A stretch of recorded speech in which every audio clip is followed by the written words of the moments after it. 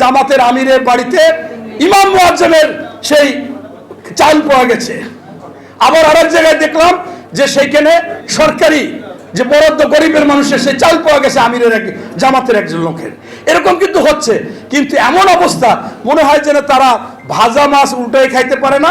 তারা খুব সৎ, ইমানি, তারা জান্নাতি, তারা কোনো মিথ্যা কথা বলতেই পারে না। তাদের সম্পর্কে যদি আমি কোনো কথা বলি মনে হয় আমি জাহান্নামী হয়ে যাবো, আমি পাপ হয়ে যাবে।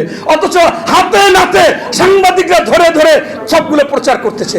এবং এই জামাতের আমিরের যে উপদেষ্টা, সে নাকি ইন্টার পাস করে না, সে ডক্টরেট লাগাইয়া আবার শ্বশুর বাড়ি গিয়ে সেই কাজের মেয়েকে ধর্ষণ করছে, বড় বড় পেপারে আসতেছে। অথচ এরা নাকি এগুলো করতেই পারে না।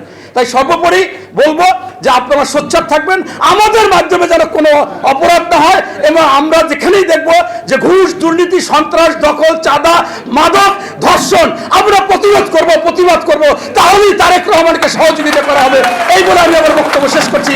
বাংলাদেশ জিন্দাবাদ।